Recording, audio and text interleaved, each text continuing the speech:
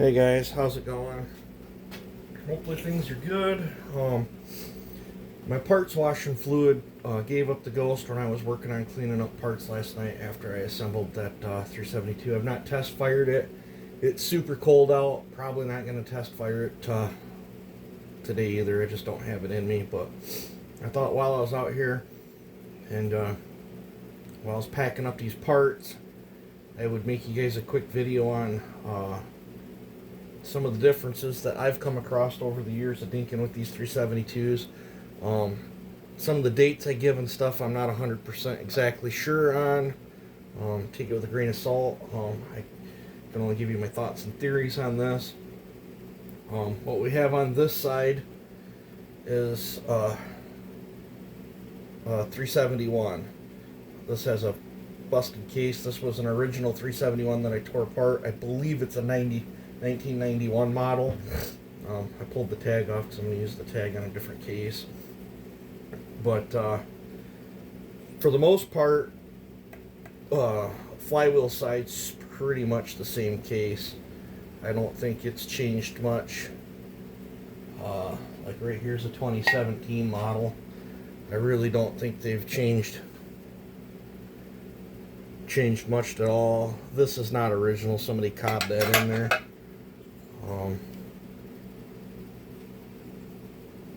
In fact, it has the same part number.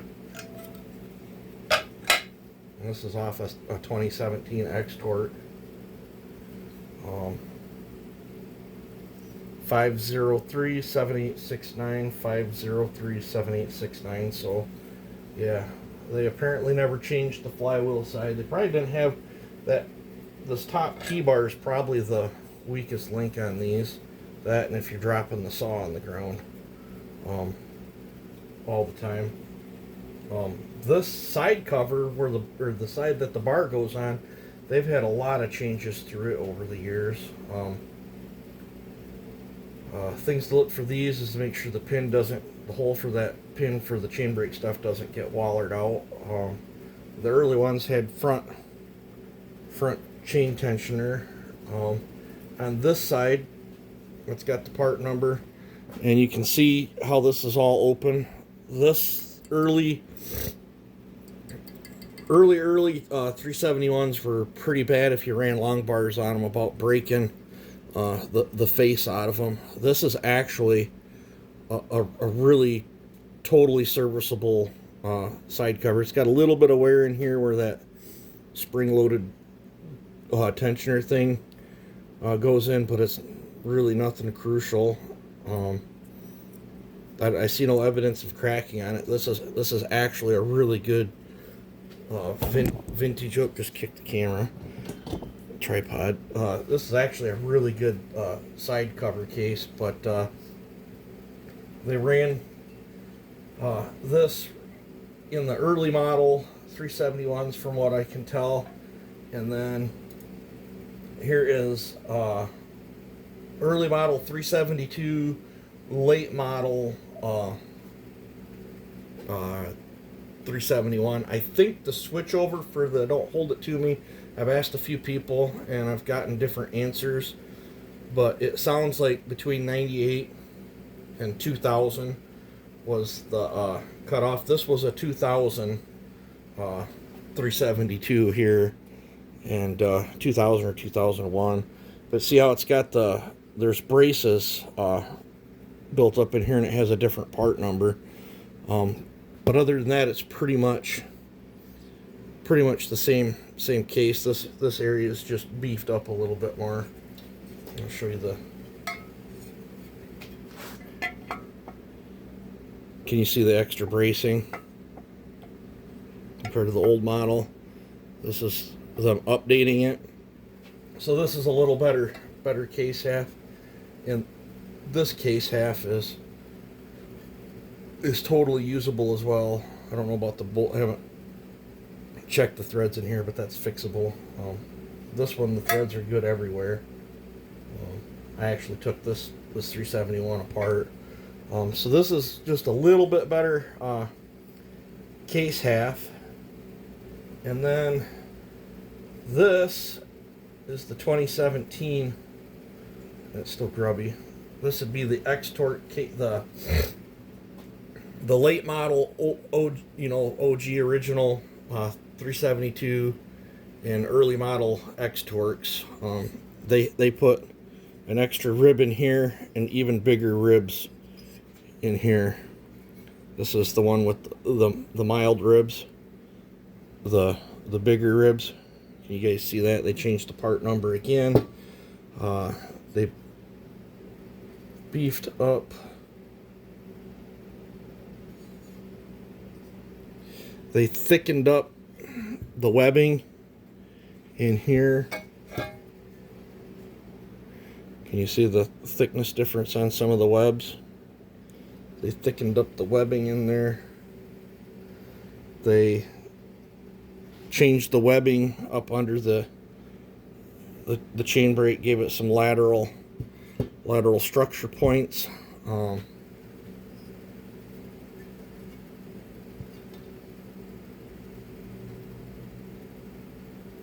Yeah, so I'd say the X-Torques are the better cases, if you ask my personal opinion. I was going to use this case, but this is wallered out where the pin goes, so that's a bummer. Now, that's not the end of the world.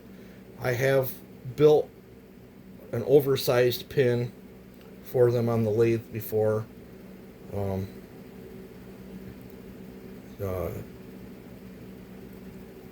don't know. I might, because this case is so nice, I might try to TIG that in some on the back side and then re-drill it and see if I can get a pin to press in. I'm going to try to save that case half. So there is some differences there. The cylinder has better port timing in it. Carburetors are slightly different. This is a 371 carb, 372 carb. There is a few differences. 371, I've seen two different styles on 371s. I've seen the round holes, which I believe this is the early one, and then I've seen oval holes, which I think was the later one, and then eventually they just went to this. This would be on pretty much all 372s all the way up to the X-Torques. Piston, 371s ran this style piston. Some early 372s had single ring. Most of them had the style twin ring. The X-Torques had this doofy cylinder, and if you've got this cylinder, your saw's not going to last long. This is what your bearings will do. Every one of the X-Torques does that. The bearings cannot take this huge heavy honking piston. It's like they used the old platform and redesigned a cylinder to meet the EPA standards or whatever, and that honking piston there made them things turds. I don't like them, and they blow the saw up. They just don't last. Flywheels, the 371s have really wide gap and less fins than the 372s. Can you see the difference on the flywheels? I think they went to this style for more airflow. This one would probably spool up faster and be less resistance. I've ran the style flywheel on either or. If I'm doing a get-together saw, I prefer this flywheel. Crankshafts. These are two oleum cranks. This is 371. They're tapered on the top for the oiling, whereas the 372, they just drilled two holes in there and left this flat. I don't know if you guys can see the difference, but other than that, everything's pretty much the same. I don't see any real difference in the lobes or anything. When I weighed the cranks, they were the same. But 371, 372, and you can switch and swap. Doesn't really hurt them any. Side covers. no chain adjuster in 371. This is a vintage side cover for the 371 XPs. That was where the chain tensioner was. You can convert them to the newer style. This is the style I like to run. Early 372s had that other cover as well, but it was a huge upgrade to me to run this cover. You can still interchange them. This is that same cover on the 371.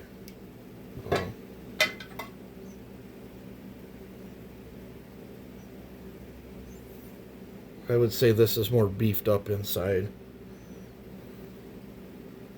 However, the 371's got more structural strength here than here. So there's a few minor differences there. Let's walk around to this side. It's a mess in here, guys. 360. There's low top, high tops.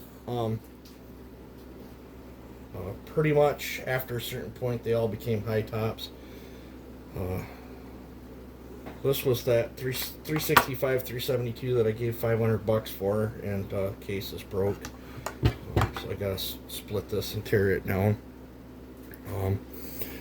The 371s had yellow stickers, and you know, the plastics. Some of these Husqvarnas, the plastics never even really matched each other. It just depends on the year. But the 371s had the yellow stickers. 372 early model 372s had these kind of stickers. 372. This is an X-Torque sticker that somebody has cut the X-Torque off from. This is the rewind that I'm probably going to use on that 371 build just because it's in great shape. And I got the covers I was going to use, I ended up using on that guy's 372, so I'll have to get a different top cover. Or maybe I'll just run these covers, I don't know. Or maybe I'll just run that rewind. They drilled out some holes. The 371s have different sticker on it. 371s had the black coil, whereas the X-Torques had the blue coil. What else is there? Talked about the twin ring, single ring piston. Like for this, a lot of the parts interchange. This is X-Torque cases, X-Torque rewind, old school covers.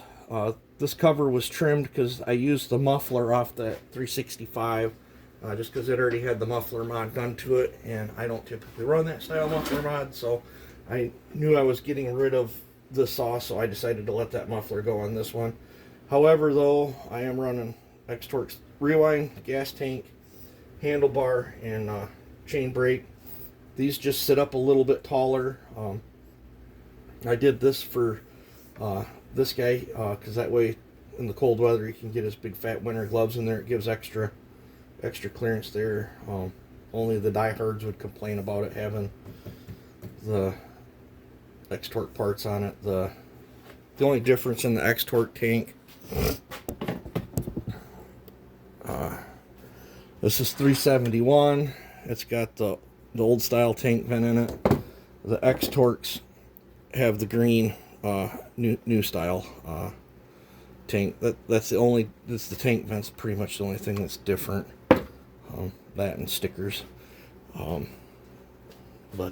Yeah, so I think that pretty much covers it. I've had some emails and some messages or comments or whatever.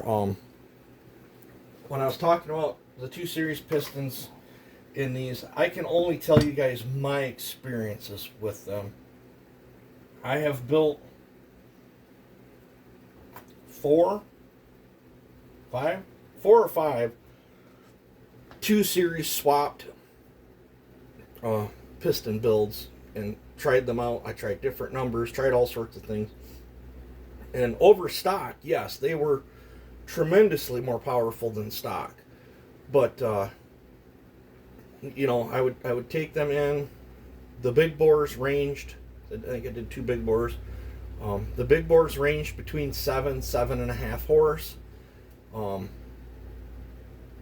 If I took out the 2 series and put the 3 series piston in there and did all the same work to that big bore, it was like 7.75 horse, something like that on the big bore. But on where I was running the 268, I tried flat top, standard 268, where I just cut it off, lightened the piston, made it work. I tried a pop-up where I didn't cut it all the way flat across, and then I bought like a highway pop-up 268 piston and did a super mega big pop-up. And those 2 series with my porting style and my port work and the same numbers in the builds, and I tried different numbers too. I tried all sorts of different things. I ranged between the 7.5 horse range with the 2 series piston. Wasn't happy how the saw was performing. I thought it seemed like it was lacking something to me.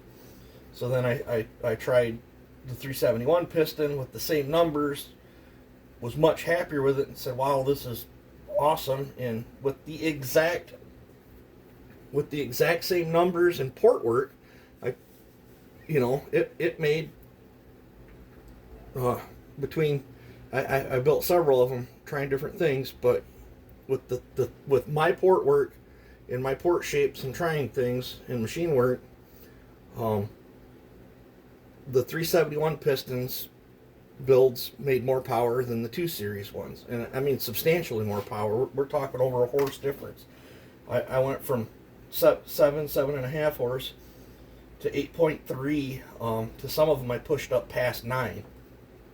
Now I'm not saying all piston swaps are bad. There's another piston out there that it's for doing get-togethers and racing and stuff. So I'm not giving that secret out. But with that other piston swap, I can get 9.4 out of them. I don't give, that's if I'm using that saw to compete with or whatever, I'm not giving that stuff out there. I'm sorry, guys. There's 8.5 horse.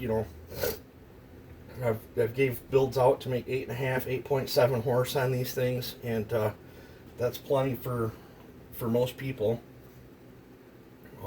Anybody that I've ever sold and traded off or sold one of my 8+ horse 372s has absolutely loved it, or that I've built for.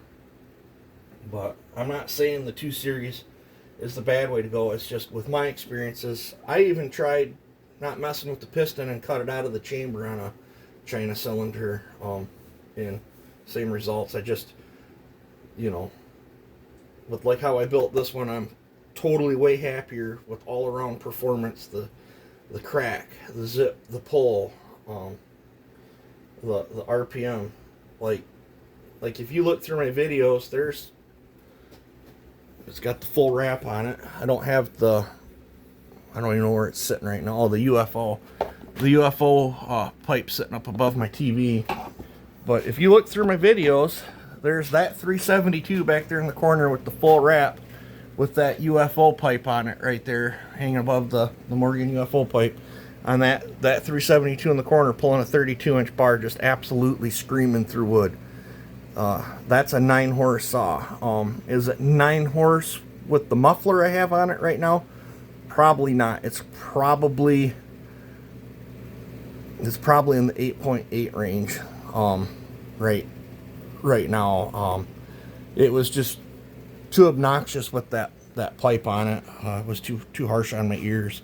That and the pipe sticks out just a little bit, and I didn't want to break my jug, and there's no braces on it, so the UFO pipe just gets thrown on it for special vids and occasions if I want to goof off or something. It's not that hard to switch them out. But I know with that UFO pipe on it, that saw back there in the corner, dyno just over 9 horse. and it's a hoot. That saw is absolutely fun to cut with. Now I've not tried. I've only done the normal pistons for the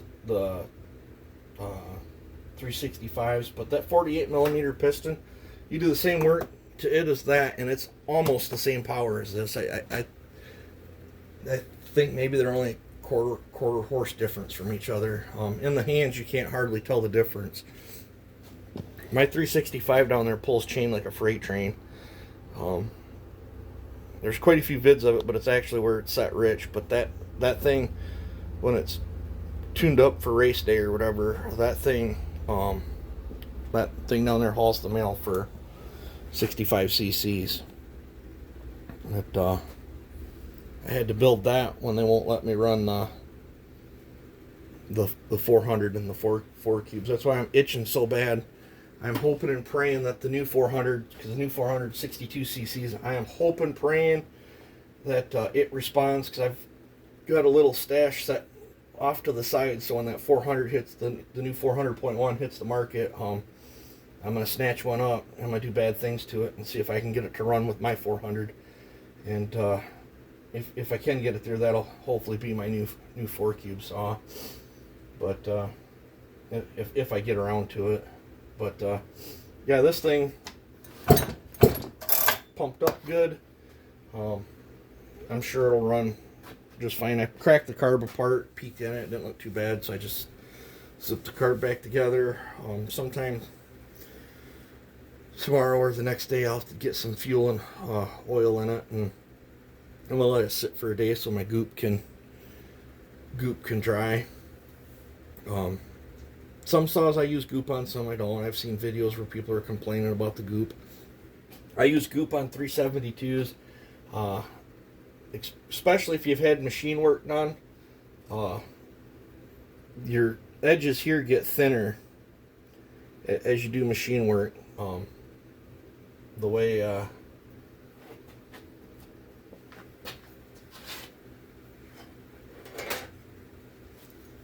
as you start cutting the base off, this gets thinner. And the 372s, I've had good machine work done, and I've had them walk a gasket out, from the heating and expansion, and I've had them push a base gasket out. And so the 372s, the 576s, I goop them, and I mean, when I goop them, it is a paper thin layer of I don't know if maybe I should have got you guys a video, but it is literally paper thin. It's so thin that it barely puts when you tighten the jug down, it barely puts a bead out. I look for just a fine, ink pen line of the goop around the outside of it. If you put, and I only put it on one side. If you put it on, now if I'm using Hylamar, I put that on both sides, let it tack up. But when I'm using the gray goop or red goop, blue goop, black goop, whatever, it's paper thin. I can't stress that enough. It's got to be paper thin. But I'll let that stuff set up, and I've never had goop after it was two good machine clean surfaces with a micro thin layer on there. I've never had the goop push out and cause me an intake leak. So certain saws, 49, if it's the lead, double-sided lead gasket, I prefer to use them, like the 4910s, 7310s. The 620's got a crummy paper gasket that as soon as you bolt your jug down, it's got like a dang glue in it that sticks to both sides, and it's only 12 thousandths thick anyway, so I goop the 620s and 590s. Yeah, so sometimes I goop, sometimes I don't. I don't, on some of the Husqvarnas, I've I've had 7 or 8 of them 576s with the front fed transfers come across my bench with walked out gaskets. So every one of them get gooped. Even if I don't do no port work and I'm just fixing it for somebody, they get a base gasket delete and goop. I've had to fix too many with walked out gaskets, and I've had 372s walk gaskets out too. So sometimes I don't know what I do with the cylinder.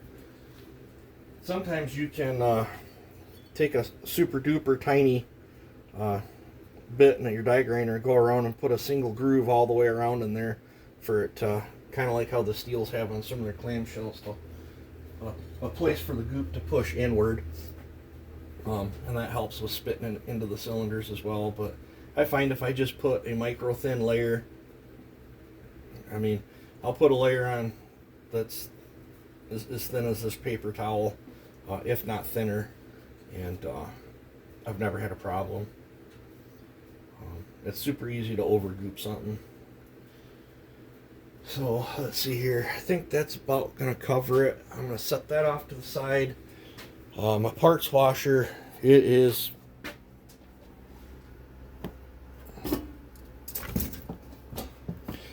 got a healthy film of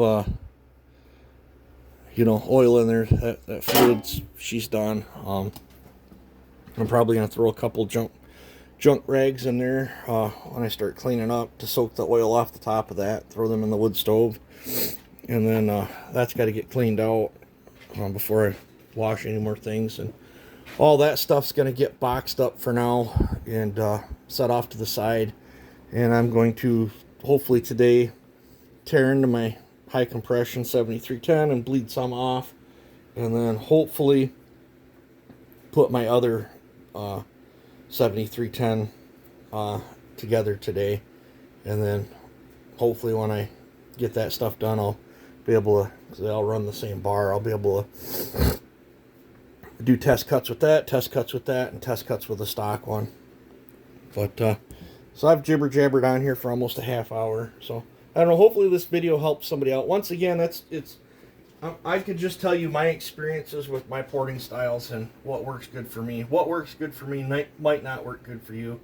I don't want to sound like my way is the only way to do things.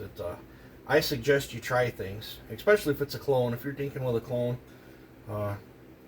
you can do a 2-series swap, build it, and you can do the 371 piston or whatever. Swap, try it, and see what works best for you and your porting styles. It's the same thing as some people don't like to open the lowers. I do. I just show you guys what I'm doing to get power out of these things. Might not be the right way, but it's my way. So you guys take it easy. Have a good one. Like, comment, subscribe, and share. Thank you.